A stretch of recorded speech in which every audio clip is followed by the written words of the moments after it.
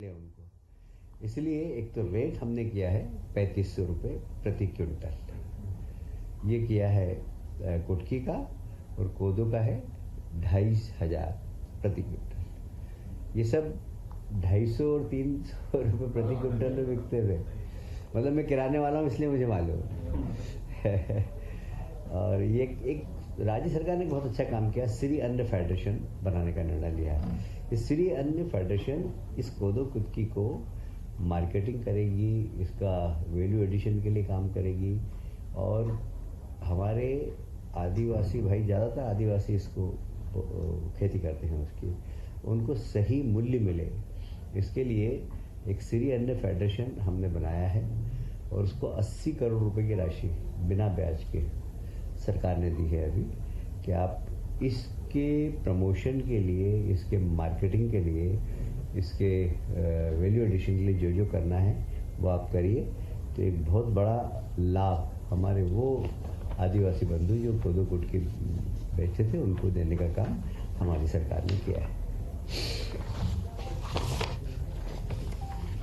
रेशम समृद्धि योजना, ये भी एक समय में हमारे यहाँ काफ़ी होता था, पर अब धीरे धीरे कम हो गया। इसमें पहले राज्य सरकार प्रति एकड़ लागत मूल्य 3.65 लाख प्रति एकड़ लागत मूल्य मानती थी। अब हमने इसकी लागत मूल्य 5 लाख कर दी, और उस वक्त किसान का अंश होता था 1.56, 1,56,000। अब हमने उसको 5 लाख कर दी, और किसान का अंश भी कम किया है। अब किसान का अंश हो जाएगा 1,25,000 जनरल किसान का, और SC/ST के किसान का सिर्फ 50,000। ये भी रेशम केंद्र के रेशम के उत्पादन को बढ़ाने के लिए किसान अपने उत्पादन के साथ साथ एक कुछ नया काम भी कर सके, और इसलिए ये कृषि रेशम समृद्धि योजना जो लागू की है, ये आम किसान भी इससे जुड़े और रेशम के आधार पर अपनी खेती के साथ साथ ये भी एक इस साल खत्म हो जाएगी जी, इस साल खत्म हो जाएगी क्या हर सरकार ने 5 साल के लिए लागू की है। 50 साल से सोते रहे, लागू नहीं किया इसको, कर दिया ना, अभी किया लास्ट लास्ट। हाँ फिर कर देंगे यार, क्या कुछ चिंता करते हैं।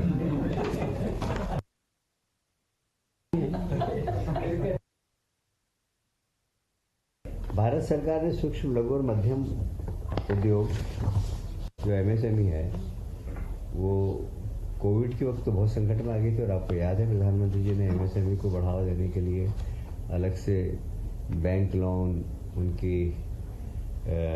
उनके उत्पादन को मार्केट मिले, इसके लिए काफ़ी प्रधानमंत्री जी ने प्रोत्साहन राशि दी थी।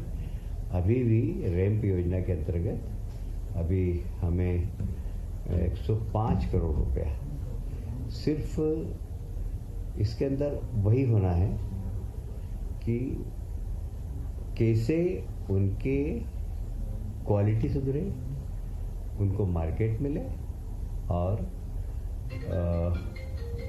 यह पूरी MSME को प्रोत्साहन के रूप में, क्योंकि MSME एक ऐसा क्षेत्र है जहाँ रोजगार की संभावना बहुत रहती है, तो इसलिए रोजगार ज़्यादा से ज़्यादा मिले लोगों को, तो MSME को प्रोत्साहन देने के लिए ये योजना प्रारंभ की है। इसके अंदर लगभग बजट में 105 करोड़ रुपए हमने स्वीकृत किए हैं। यह MSME के क्षेत्र में एक क्रांति लाएगी, इसलिए MSME उद्योग को ट्रेनिंग देना, क्वालिटी सामान कैसे बनाना, अपने देश में मार्केट की स्थिति, एक्सपोर्ट करना हो तो उसकी जानकारी, ये सब हमारा विभाग इसमें करेगा। इसमें 105 करोड़ की स्वीकृति है। 105 करोड़ जो है सर, केंद्र सरकार जो भी देगी उसमें 30% राज्य सरकार में आएगी। हाँ, इसमें ये भी है कि केंद्र सरकार जो राशि हमें दे रही है, उसके अलावा हम 30% हम भी इसमें देंगे। अभी राशि फिक्स नहीं है, मतलब जितना 105 जो 30% होगा इसको दे देंगे।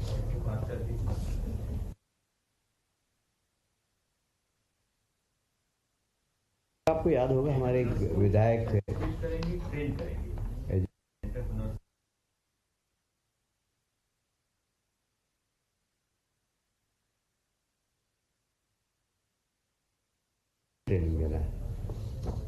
विदेशों में यदि आवश्यकता हो तो कैसे एक्सपोर्ट करना, ये सारा मतलब कुल मिला के प्रमोशन ऑफ एमएसएमई है। एक आपको याद होगा, हमारे एक विधायक साथी हैं मधु वर्मा जी इंदौर के, उनको बहुत सीवियर अटैक आया था और एक उनके गनमैन थे उनके साथ में उस वक्त, 15वीं वाहिनी के श्री अरुण सिंह भदौरिया। उन्होंने बड़ा बहुत मेहनत करके घर से हॉस्पिटल ले जाने में उन्हें सीआरपी दिया, मुंह से ऑक्सीजन देके उनका हार्ट चलाया और डॉक्टर का ऐसा कहना था कि इतना सीवियर अटैक था कि ये यहाँ तक नहीं आ सकते थे यदि ये जवान ये सारी प्रक्रिया नहीं करता तो माननीय मुख्यमंत्री जब देखने आए तो हमने उनको रिक्वेस्ट किया कि इस जवान ने तो मधु भैया की जान बचाई है, इसको मुख्यमंत्री जी ने घोषणा की कि हम इसका out of the turn promotion करेंगे। विभाग में इस प्रकार के प्रमोशन कभी भी नहीं हुए आज तक। अधिकारियों का कहना था कि नहीं ये तो ड्यूटी किया तो क्या होगा, नहीं, ऐसे लोगों को प्रोत्साहन देना चाहिए और आउट ऑफ टर्न इनको हम प्रमोशन दे रहे हैं।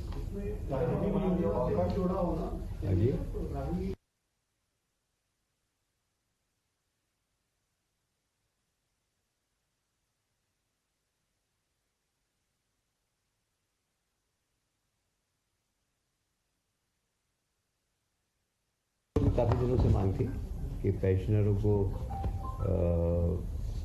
पेंशन में वृद्धि की जाए, तो इस बार हमने 5वें और 6ठे और 7वें है ना, 6ठे और 7वें वेतन आयोग में इनकी पेंशन बढ़ाने का निर्णय लिया है। इसमें सरकार को लगभग 170 करोड़ रुपए का बजट प्रावधान करना है।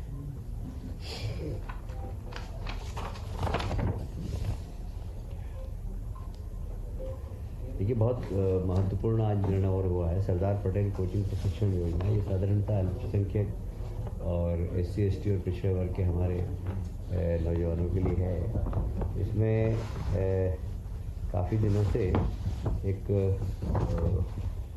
लोगों की मांग थी विद्यार्थियों की, क्योंकि बहुत बड़े बड़े कोचिंग क्लास, बाहर के कोचिंग क्लास में हम कोचिंग नहीं कर पाते हैं, तो हमने उन सब रजिस्टर्ड कोचिंग क्लासों को जो नेशनल लेवल की है उसमें भी प्रशिक्षण प्राप्त कर सके, इसलिए उन सब का रजिस्ट्रेशन करने का प्रतिबद्ध निर्णय लिया है। दूसरा, उनके आवास के लिए यदि वो शहरी क्षेत्र में पढ़ते हैं, ग्रामीण क्षेत्र के लोग आते हैं तो शहरी क्षेत्रों में पढ़ते हैं, तो उनके आवास का किराया भी सरकार देगी।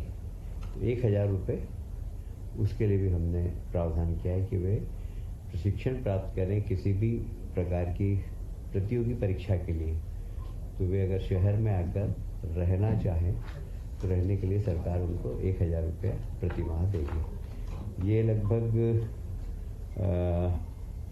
5000 से ज़्यादा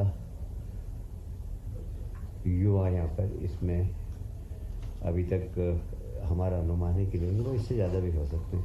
कितने भी युवा भाग ले हम सब, हाँ OBC है।